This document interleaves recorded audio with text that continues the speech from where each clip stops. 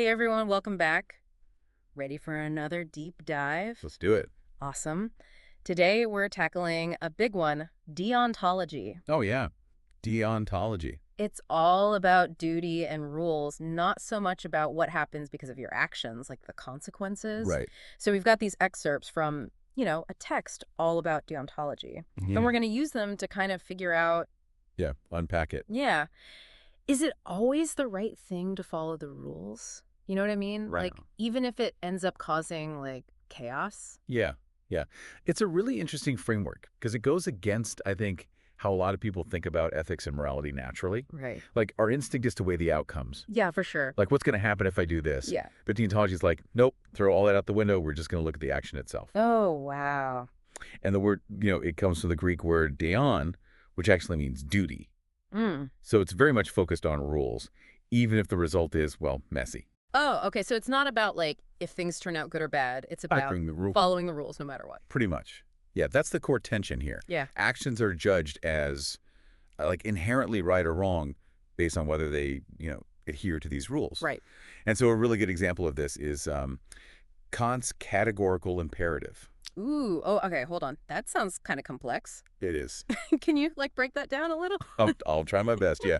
So basically, imagine a rule like don't lie. Okay. Kant says it's only a moral rule if it could be a universal rule, Yeah. right? Like, could everyone do this, and would it still make sense? Would it respect everyone's dignity? Hmm. So if everyone lied constantly, well, then trust would completely break down, right? Oh, yeah, for sure. So no lying, even if it means, like, telling the truth might hurt someone's feelings. Oh, wow. So even, like, a tiny white lie to, spare someone's feelings Right. is wrong. Yeah. That's pretty rigid. Exactly. And that's, I think, the appeal of deontology for a lot of people. Yeah. It's very consistent. It's very clear. Right. And it aims to protect human dignity. Like, we shouldn't be using people as a means to an end, even if it's for a good outcome. Hmm.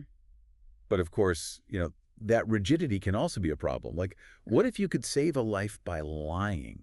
What happens when you have two duties that clash? Right, right. Like, honesty versus protecting someone from harm. Yeah, like our source actually mentioned this real life situation where a therapist learned that their patient was planning to murder someone. Ooh, yeah, that's a tough one. Yeah, so confidentiality, that's like their duty, Right, but so is preventing harm. exactly. And that's where I think critics of deontology would say that its strength is also its weakness. Okay. It can be like oversimplifying very complex situations where the context really, really matters. Yeah. And, just because you have good intentions, it doesn't always mean that good things will happen because of them. Right, yeah. So where does this leave us? Like, how can we, the listeners and even us, how can we apply this to our own lives? Deontology, what do we do with it? Well, I think a good starting point is to think about where rules feel like really absolute to you. Yeah. Is it honesty? Is it keeping promises? Is it not cheating? Right. And then imagine a scenario where upholding that rule might actually lead to negative That's consequences. interesting. And then ask yourself, does the rule always win? Or is there a point where I would make an exception? That's deep. Yeah. Deontology really makes you think. It's like easy to say follow the rules when you're just talking about it. Right. In theory. Yeah. But real life is messy. It is. Never that black and white. Yeah, exactly. Yeah. Well, this deep dive has given me, and hopefully everyone listening, a lot to think about. I mean, do rules always trump consequences? Is that how it works?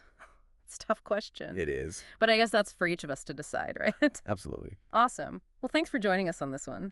Thanks for having me. See you next time.